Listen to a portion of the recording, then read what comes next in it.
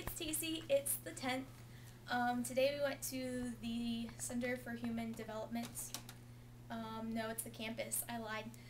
And it was awesome. Like, it was really nice because we were finally able to get to interact with some of the homeless people. We started out with a tour. Wendy, that works there, gave us a tour and told us all about how it got started and just told us all of the different programs that they have there. So that was really nice to finally know what they're doing. And then we were able to paint bathrooms. Some of the members of our group were trimming shrubbery and doing different things like that, but we painted bathrooms all day, which was a little bit frustrating in a lot of aspects because they're really small, cramped, dirty bathrooms, and you can't do much with a small, cramped, dirty bathroom and paint. It just gets really frustrating.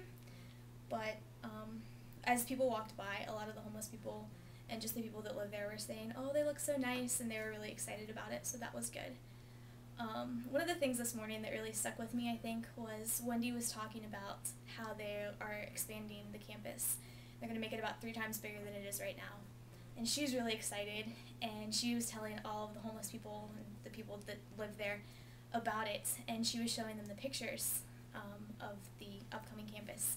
And one of the guys there, like, I will not forget his facial expression. He was just so excited, and his face just lit up when she showed him the picture. And she was saying, you guys are going to get to do this, and you're going to get to do that, and he was just so happy. And they just really focus on the emotional aspects of homelessness. I think that the rescue mission focuses on the academics, like, people getting their GED, and they focus on the basic needs, food and shelter. These people really focus on the emotional aspects of it. They're able to express themselves through art, and just there's so much love there. I think that's one thing that really impressed me, was just the amount of love that you see at the campus. It was a little bit frightening at times, not gonna lie. I mean, we were in and out of the campus, and they have an entire section fenced off where the homeless will sit, and then they'll go in and out. And, you walk by and you can just see them staring at you, and you wonder what they're thinking. You wonder if they're glad that you're there, or if they're just like, oh, a bunch of snobby people here to pretend to help us. You wonder what they're thinking a lot of times. But I think we had a lot of positive feedback from the people there, and that was really encouraging. There's something else important that I was going to say. Oh!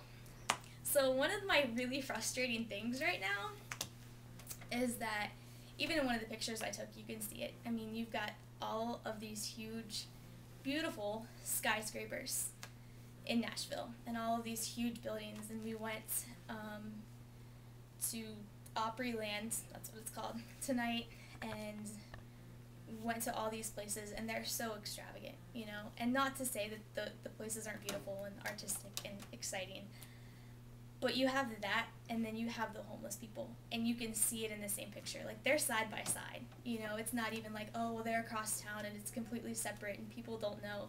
I mean, they're side by side, and, like, I think that's really hard to deal with. I caught myself a lot of times today just getting angry at myself, angry with society, because it shouldn't be in the same picture. It's not right that these 2 worlds are together, that the 2 worlds coexist right beside each other. And that was just really frustrating. But, that's what happens when you come on these trips, I guess. You get really frustrated, and that's part of it. But yeah, I really enjoyed today. It was a lot better than, not better per se, it was a different aspect of working with the homeless that we hadn't really had the opportunity to experience, because when we've worked at the rescue mission, we haven't had a lot of the interaction with them, and today I think we saw more of that. Just, going in and out of the bathrooms and painting them, a lot of them will be just sitting around.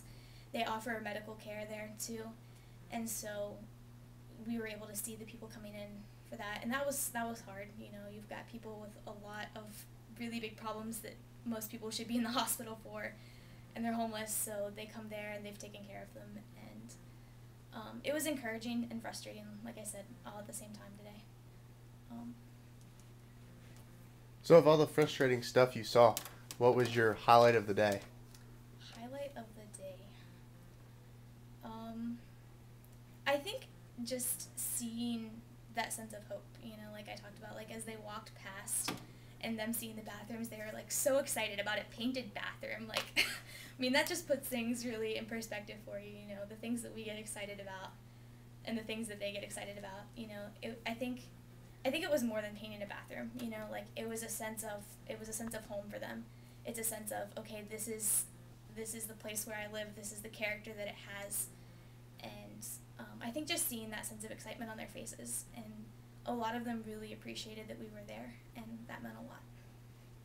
Did you see anyone on the streets that really appreciated what we did for them? Yeah! Francisco! Okay, I can't believe I forgot that story. That's like the really important one. So we were leaving to go out for lunch, and there was a guy in a wheelchair, whose story we later found out. He and one of his friends got mugged and beaten up severely. His friend died, and they were left on the train tracks to get hit by a train. And he pulled through, like I said, but his friend died. And he never told us any of this. I found this out by way of Alex. And we were talking to him because one of the beads, he had like all these beads, and they were falling out on the ground, and Alex had stopped to help him pick up those beads. And there was a hole in the bag that he has strapped to his wheelchair. And so he was helping him pick up the beads, and we came over, and he said thank you, we were taping the bag back up, and he said, if you could get me some string or something, he's Hispanic, so it was hard to understand him at first, but we finally figured out that he just wanted string because he wanted to make a rosary necklace. And so we're like, yeah, well, we'll see what we can do, So we went out to lunch and came back, and we worked for the rest of the day and asked Wendy if she had anything that he could use. And she did. She had string for him to use, and it was actually ribbon, but that's besides the point. And so after we got done working, we were just hoping that we would see him, but not really knowing if we would or not. And we got to the end of the road, and he was sitting there in his wheelchair. And Tiffany went up and gave it to him, and he looked at her, and he was like, "Thank you so much, you're an angel." And he was just so excited. I mean, it's just like the bathroom thing. Like, he was so excited about that piece of ribbon. Like, it just amazes me. Like, he was so appreciative, and he was like, "Thank you so much, you're an angel." Like, that's all he wanted was that piece of ribbon so he could restring those beads. And so we were able to get a picture with him after he argued with us because he didn't want his picture in the newspaper, even though we're not going to put it in the newspaper. Except maybe on Facebook, but that's not the point either. But it was just, it was another time that was just really a highlight of my day, because he was so happy. I mean, it fascinates me, like, the things that we get caught up in and the things that seem so important to us when the things that they're living for are like a piece of ribbon, a painted bathroom, just relationship, love. Like, those are the things that are important to them. And I don't know, it was just a good experience.